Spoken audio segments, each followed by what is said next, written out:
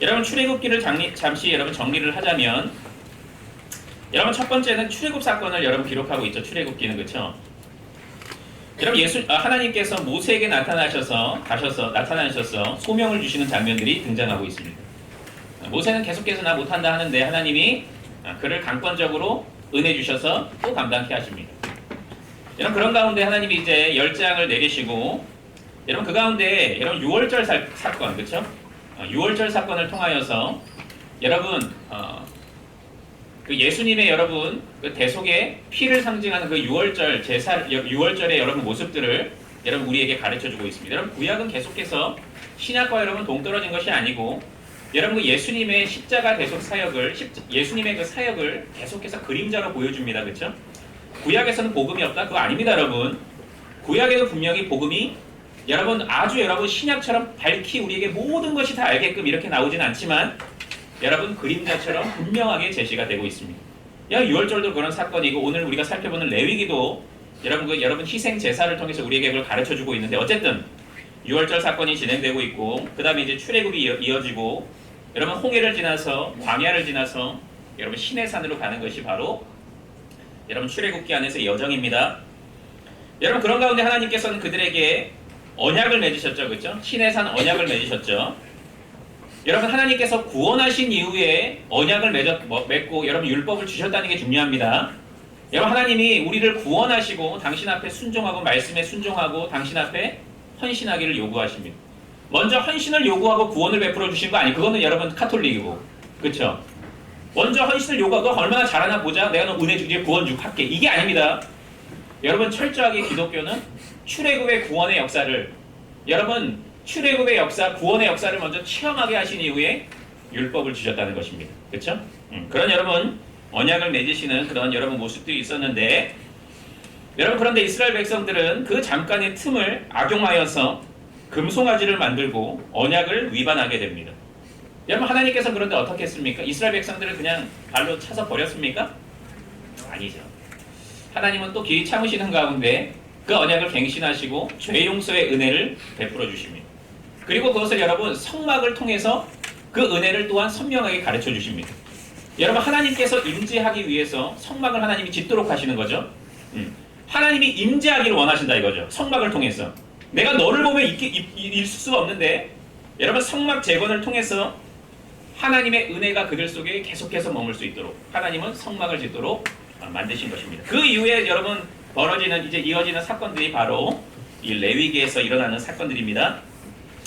여러분 이 레위기는 율법에 대해서 아주 자세하고 여러분 선명하게 이야기를 해주는데, 여러분 그러므로 여러분 율법은 거룩함에 대해서 계속 얘기하잖아요, 그렇죠? 하나님의 백성으로 어떻게 거룩하게 될 수 있는가를 가르치기 때문에, 물론 여러분 거룩함에 대해서도 가르치고, 여러분 또한 죄 사함에 대해서도 하나님이 죄인을 거룩함으로 회복시키기 위해서, 거룩한 사람으로 만들기 위해서, 우리 거룩하지 못하니까 계속해서 거룩하게 함으로써 하나님이 임재하도록 만드시기 위해서 여러분 죄를 그렇다면 어떻게 우리가 죄 문제를 어떻게 해결할 수 있는지를 가르쳐주는 방법을 제시하고 있습니다.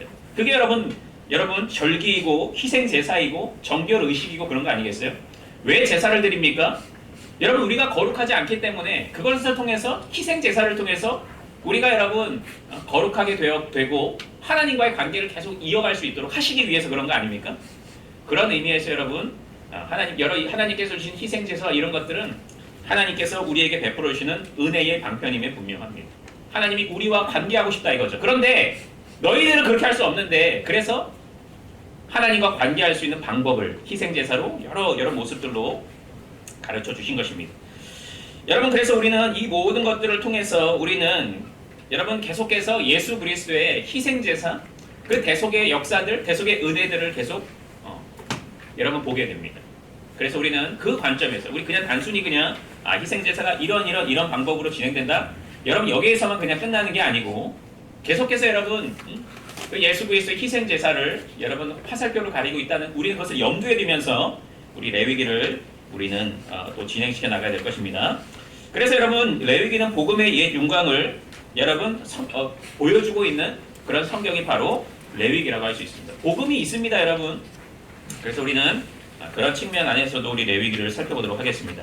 여러분 더 큰 이야기 뭐 내용을 보면 레위기는 출애굽기와 민수기 사이에 끼어져 있는 거죠.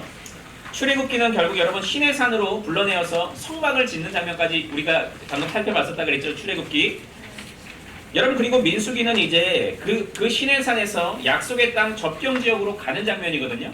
그 사이에 낀 이제 신의 산에서 머물고 있는 그 시간 동안에 어떤 일이 벌어졌는지를 기록한 것이 바로 레위기입니다. 여러분 그래서 하나님께서는 그 가운데 이렇게 하나님과 친교할 수 있는 교훈과 방법을 가르쳐 주시는 것입니다. 그렇다면 하나님과 어떻게 친교하고 그분의 임재가 우리 안에 어떻게 계속 머물 수 있는지를 가르쳐 주는 것입니다. 그것을 희생 제사로 가르쳐 주고 도덕적 성결로 여러분 여러 의식들을 통해서 그것을 가르쳐 주고 있습니다. 여러분 신약 성경은 구약 율법에 계시는 속죄를 완성하기 위해 예수님이 오셨음을 여러분 가르치고 있습니다. 구약과 신약은 연결입니다, 여러분. 그것을 통해서 계속 신약을 예표하고 가르쳐 주고 있습니다. 여러분 이는 곧 율법의 예전들이 더 이상 실행될 필요가 없어졌음을 의미한다. 그런데 한편으로 의미하는 것은 이 같은 의식들을 연구함으로써 그리스도의 사역이 갖는 의의를 더 깊이 통찰할 수 있게 된다. 여러분 구약만 있으면 우리가 여러분 그 그리스도의 대속사역의 의미를 더 분명하게 여러분 이해하기가 어려울 것입니다. 그런데 구약에 이렇게 희미하게나마 제시되는 여러분 이 대속사역의 모습을 통해서 우리는 예수님이 우리를 위해서 이렇게 돌아가신 거구나. 그 의미가 이거구나. 바로 우리 죄 때문에 그러는 거구나. 대신 속죄가 바로 이런 의미구나. 이것을 밝히 깨닫게 된다는 것입니다. 그래서 여러분 구약과 신약은 연결해서 계속 이어지고 있고 구약을 통해서 우리는 신약을 더 밝히 여러분 깨닫고 이해할 수가 있는 것입니다. 그래서 그런 여러분 관점들도 있습니다. 여러분 레위기 저작은 언제인지 정확히는 알 수가 없습니다. 그런데 레위기는 모세가 여러분 모세오경은 그 모세가 다 지었다고 얘기하죠. 레위기도 여러분 그런 것으로 우리는 믿고 있고 모세가 레위기를 포함한 오경 전체의 주 저자로 인정되고 있습니다. 여러분 이 구조가 이 레위기의 구조는 약간 대칭 구조를 이루고 있습니다. 가장 먼저 어떤 내용들이 제시가 되고 있고 밑에 보면 여기 개요를 보면 여러분 구조가 나오는데 여러분 이 구조를 키아즘 구조라고 얘기하는데 그건 뭐냐면 중간이 가장 중요합니다. 끝과 여러분 처음과 끝은 같은데 이런 반복되는 대칭 구조를 이루고 있는데 여러분 이 구조의 여러분 강조점은 뭐냐면 그 중간의 내용을 강조하고 있습니다. 여러분 그 중간의 내용이 그런데 뭐냐면 속죄일입니다. 속죄일. 여러분 속죄, 대속. 여러분 그것이 중점을 이루고 있다 이거죠. 그것을 우리에게 계속해서 강조해서 보여주고 있는 것이 바로 레위기입니다. 그래서 우리는 그 내용들을 우리 한번 또 이렇게 염두에 두면서 우리 레위기를 살펴보도록 하겠습니다. 여러분 이제 다음 이과입니다. 이과하고 끝이에요 오늘은. 그리고 표정이 너무 좋구만. 아싸 막 시간 좋다 이러는데 이과를 우리 살펴보고 아마 여러분 3주를 하게 되겠죠, 그렇죠?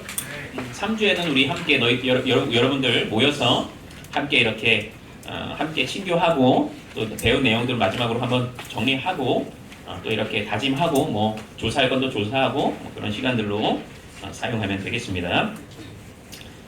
여러분 이거는 희생제사에 대한 규례인데 레위기에는 희생제사에 대한 규례가 많이 나오고 있습니다. 우리 잘 모르는 내용들이잖아요, 그렇죠? 이거 뭐 하면은 딱 덮고 빨리 다른 데 가야겠다. 레위기 민수기 넘어가고 막 다 넘기는 부분이 우리 레위기지만 이 레위기는 여러분 아주 중요한 내용을 담고 있습니다. 실상 우리에게 그리스도의 그 대속사역의 의미를 여러 각도로 보여주는 것이 바로 이 희생제사입니다. 속건제는 그 나름대로의 어떤 드리는 방식과 그 목적에 따라서 여러분 그리스도가 왜 여러분 그 사역들을 감당했는지 그 목적과 의의를 막 설명해주고 있는 것입니다. 그래서 여러분 이 5가지 여러분 희생제사를 잘 여러분 이해하게 되면 그렇구나. 예수님께서 이런 사역이구나. 이게 바로 이 목적이 이거구나. 우리는 어떤 삶을 살아가야 되는구나. 이것이 우리에게 밝히 제시됩니다. 그래서 여러분 우리는 이것을 명확하게 잘 이해할 필요가 있습니다. 5종류의 희생제사인데 번제, 소제, 화목제, 속죄제, 속건제 이렇게 이루어져 있습니다.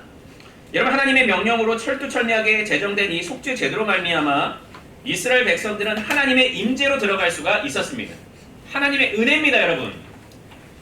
여러분 이 희생제사를 그들에게 주신 이유는 그들을 피곤하게 만들고 그들을 여러분 올가매기 위해서 그게 아니고 여러분 하나님과 하나님이 관계를 맺고 싶으셔서 그들에게 은혜를 주고 싶으신데 그들이 거룩하지 않음을 통해서 여러분 하나님이 그들과 상관하지 못하는 그 일이 벌어지지 않도록 하기 위해서 하나님의 백성으로서의 그 행복을 누리도록 하시기 위해서 이 희생 제사를 허락하신 것입니다.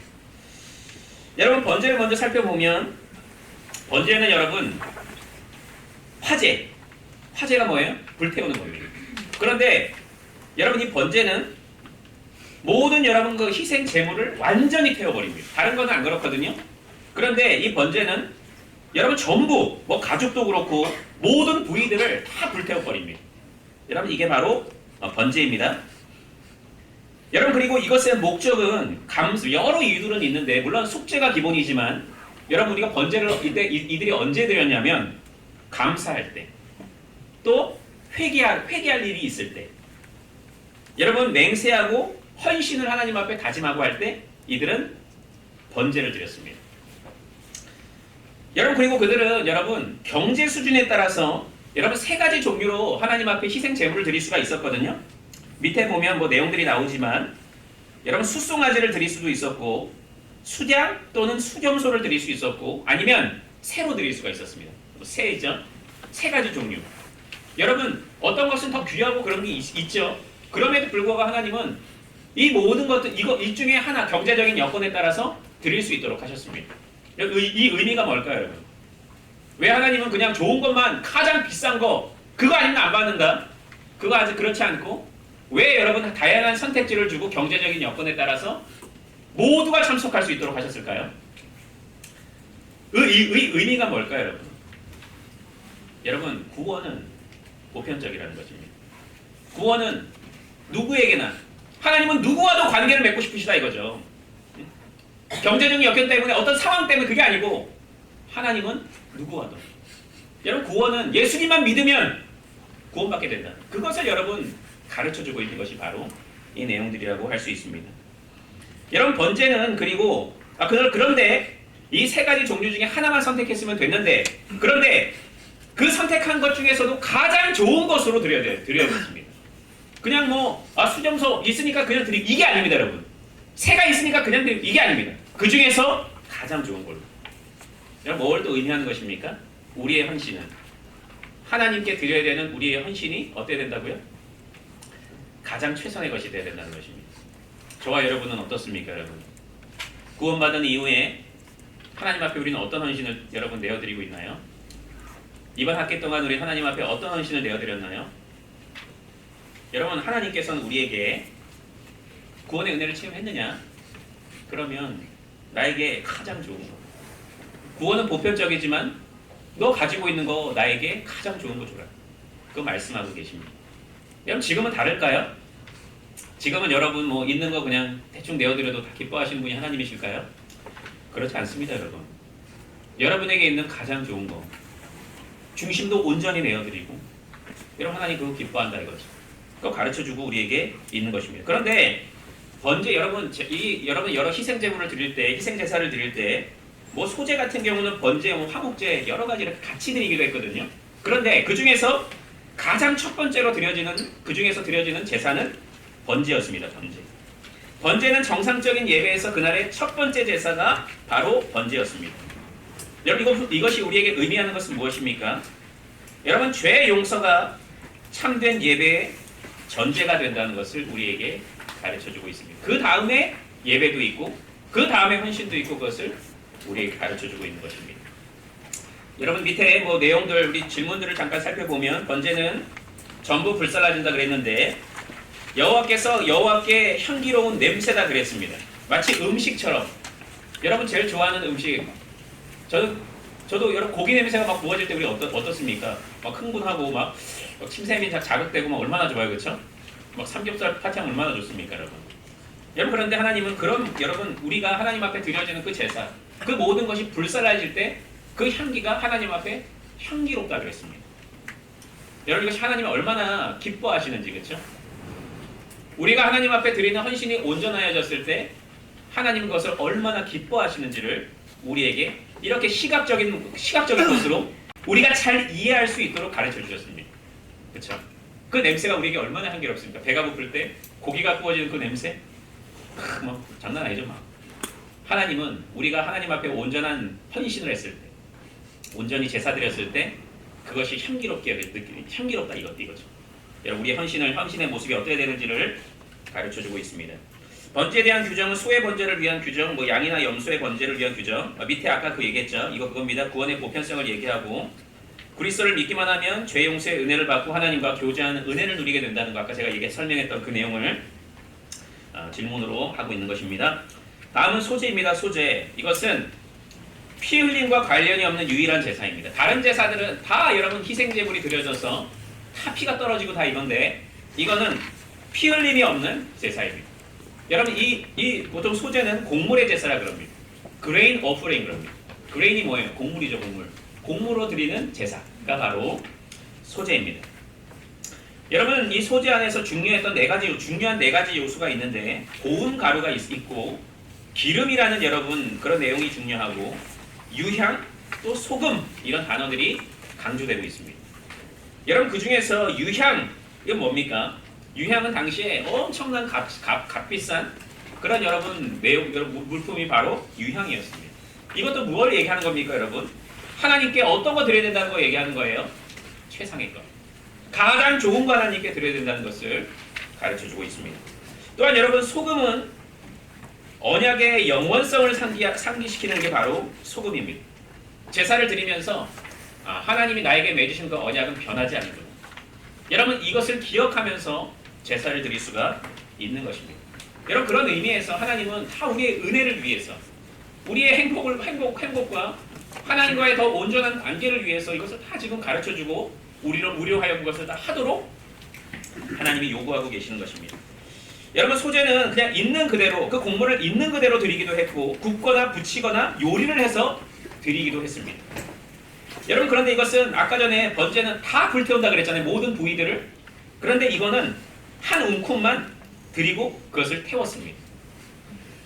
여러분 소제를 드릴 때의 마음은 여러분 그 목적은 보통 주로 감사와 찬양입니다. 내가 감사할 여러분 내용이 있고 하나님을 찬양하는 그런 마음이 있을 때 하나님 앞에 드렸던 제사가 물론 속죄를 기본으로 하고 있지만 여러분 바로 소제였습니다.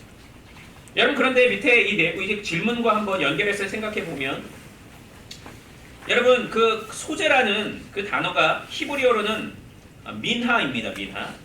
여러분 이것을 풀어서 여러분 내용을 이해하면 군주에게 바치는 곡물입니다. 하늘의 왕의 궁전에 들어가면서 그분께 곡물을 바친다고 한다면 그 의미는 무엇이겠습니까? 그 의미가 뭐겠습니까? 소제를 만약에 그런 의미로 생각해 보자면 우리가 드리는 이 물질, 드리는 그 대상이 하나님이신데 그분이 만왕의 왕이다 이거죠.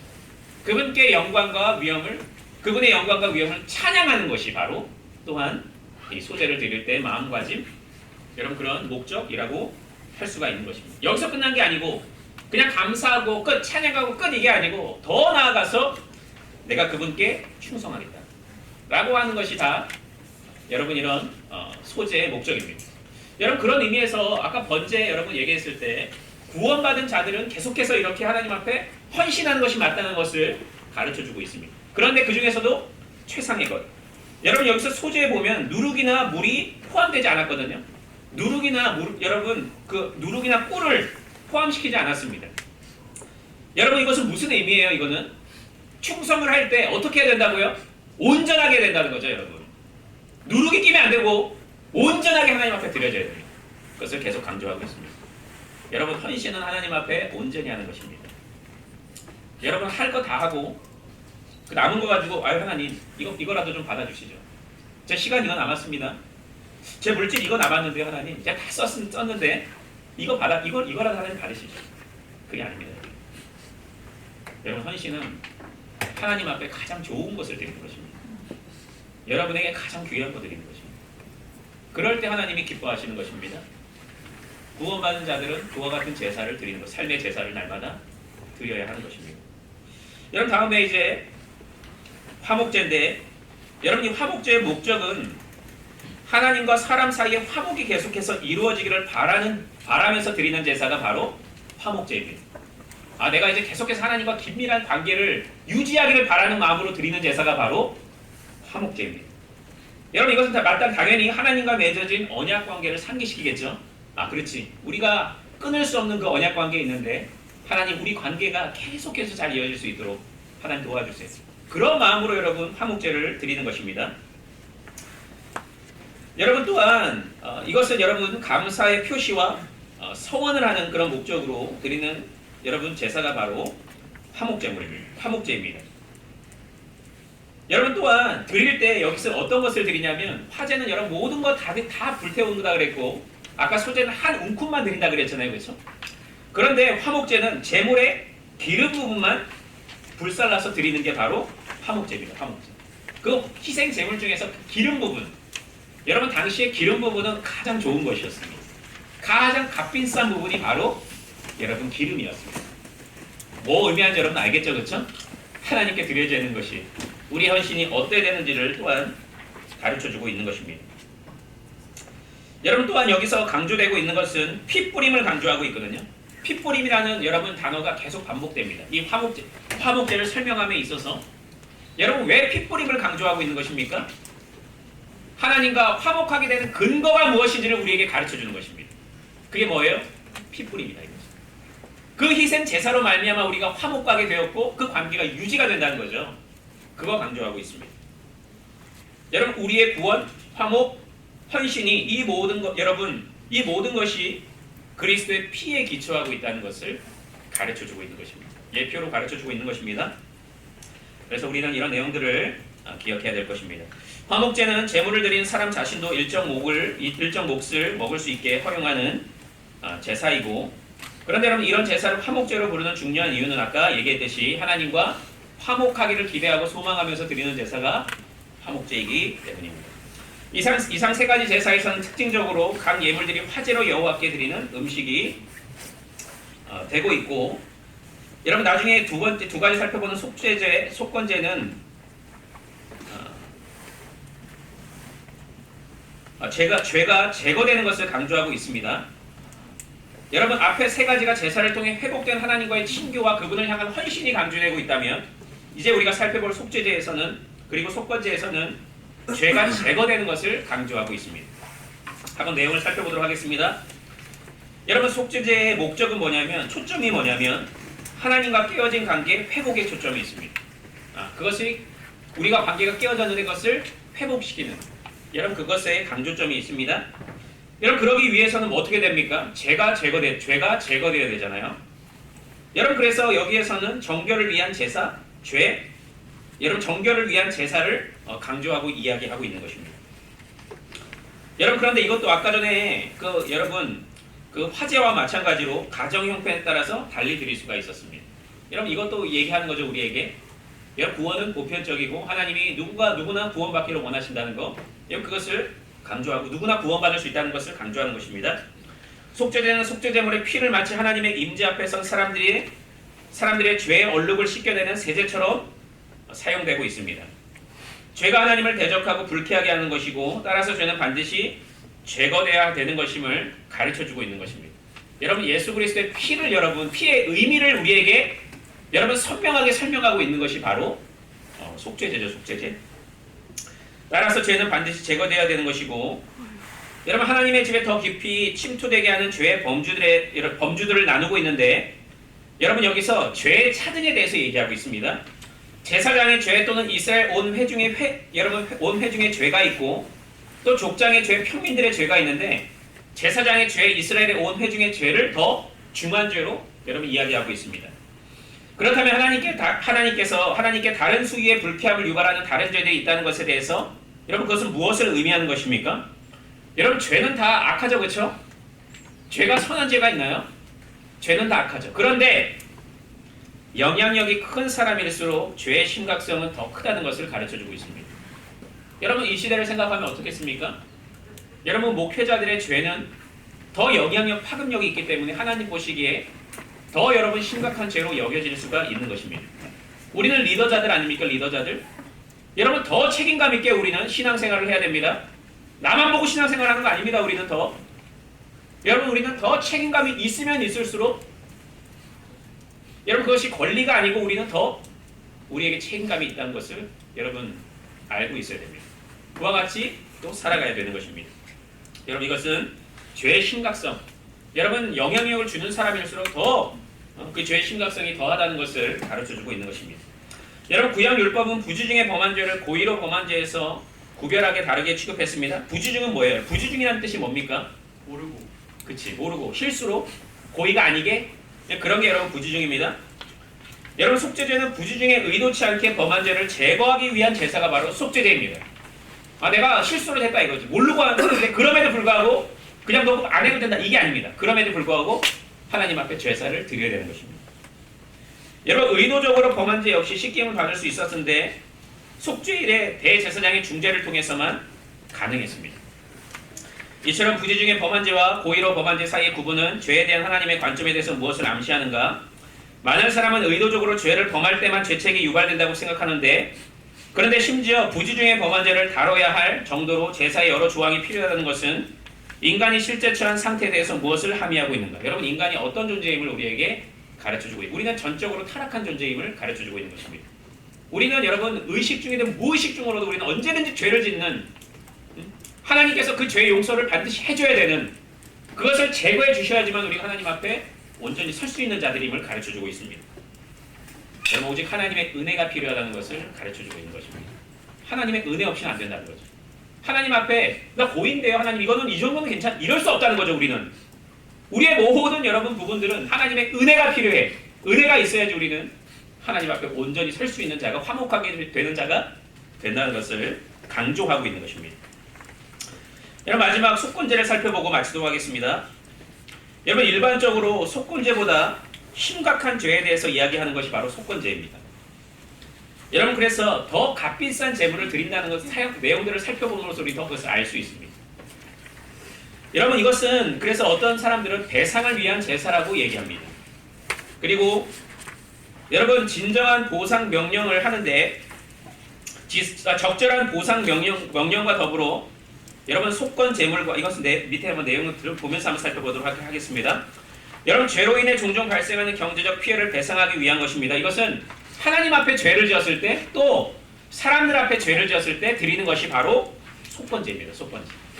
여러분 그냥 속건제를 드릴 때는 여러분 다른 사람한테 잘못했을 때 그 사람한테만 배상하고 끝 이게 아니고 하나님 앞에 속건제물을 드리고 또 내가 피해를 입은 여러분 그 액수의 5분의 1을 더 플러스 시켜서 여러분 이웃에게 주는 것입니다. 여러분 뭘 의미하는 것입니까? 왜 이웃에게만 그것을 배상하라고 얘기하고 있지 않습니까? 여러분 이것은 우리의 모든 관계 안에서 짓는 모든 죄도 하나님 앞에서 짓는 죄임을 우리에게 가르쳐주고 있는 것입니다. 우리는 여러분 단순히 내 이웃을 미워하게 되었습니까? 그냥 그 친구한테만 미안한 게 아니고 이것은 하나님 앞에 죄를 짓고 있다 이거죠. 하나님 앞에서의 죄의식을 여러분 이야기하고 있는 것입니다. 여러분 자기 죄를 자발적으로 시인하고 훔치거나 착취한 것 또는 맡은 것이나 잃은 것을 돌려주고 속건제물을 가져오는 사람은 본래 물건의 5분의 1만 더해서 20%죠. 여러분 더해서 배상했습니다. 여기서 주목해야 될 것은 고대 사회에서 여러분 대부금에 대한 전형적인 이자율이 바로 5분의 1, 20%였다는 것을 얘기하는 것인데 이 같은 모습은 자신의 죄 문제에 반드시 직면해야 되는 자들과는 반대로 자발적으로 자기 죄를 회개하는 자를 향한 하나님의 마음에 대해서 무엇을 암시하고 있습니까? 하나님은 죄 용서를 하시고자 하는 그런 사랑을 가지신 분이 바로 하나님이시라는 것을 가르쳐주고 있습니다. 또 이것을 통해서 여러분 우리가 죄를 짓게 되면 어떤 마음이 있나요? 죄책감을 가지고 여러분 늘 죄송한 마음 가운데 고개를 숙이면서 살아가는 것이 우리 아니에요? 그렇죠.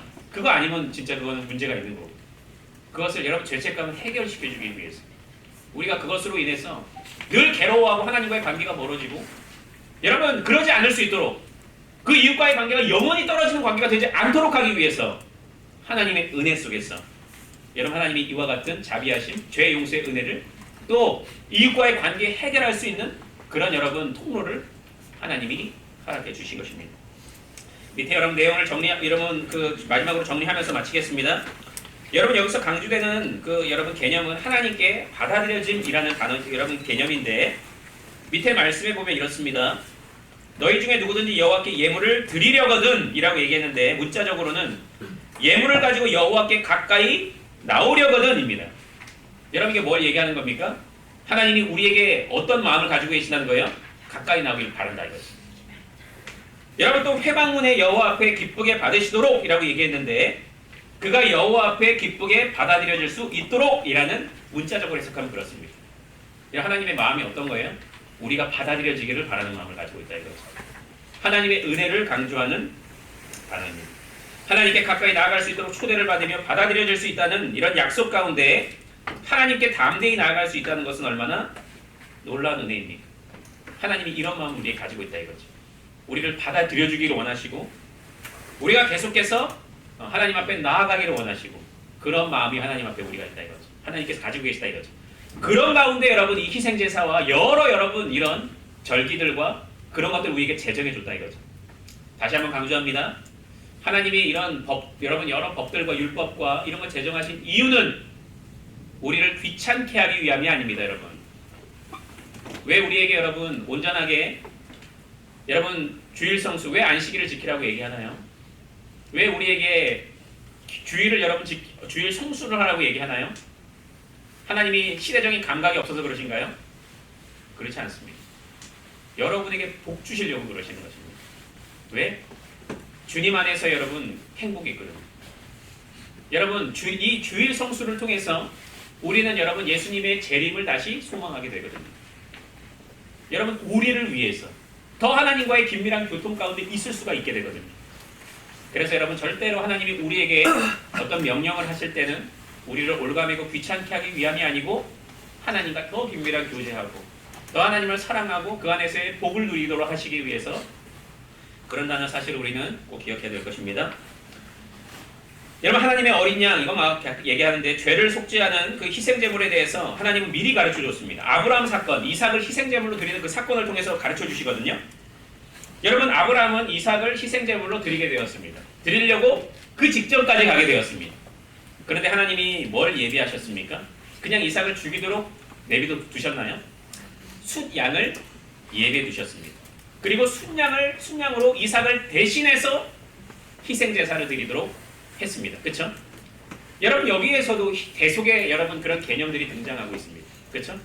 여러분 이것은 단순히 그냥 부활 신앙만 얘기하고 그냥 여러분 아브라함의 믿음만을 강조하기 위함이 아니고 예수님의 희생제물 되심 그것을 보여주고 있는 것입니다. 아, 그렇지. 대신의 의미가 바로 여기서 등장하는데 예수님이 바로 그런 분이셨구나. 그것을 밝히 깨달을 수 있도록 여러분 보여주고 있는 것입니다. 그래서 밑에 뭐 시편과 선지서에 보면은 여러분 메시아 시편이 등장하죠. 밑에 여기 보면은 이 여러분 구절들 시편의 구절들 뭐 이사야 이 구절들은 다 메시아 시편입니다. 물론 여러분 시인이 뭐 이렇게 자신의 어떤 절박한 상황들을 여러분 빗대어 표현하면서 얘기하고 있지만 결과적으로는 이것은 예수님의 고난당하심, 예수님의 십자가 대속, 예수님의 부활을 우리에게 보여주고 있습니다. 구약도 복음의 사건을 계속해서 증거하고 있다는 것을 보여주고 있습니다.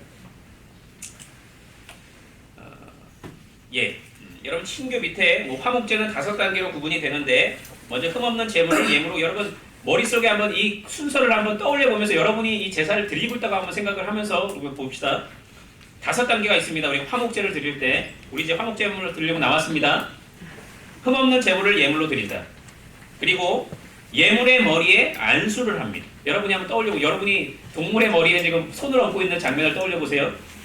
그리고 도사를 하고 하나님께 화제를 드리고 하나님의 전에서 화목제물의 고기를 먹게 됩니다.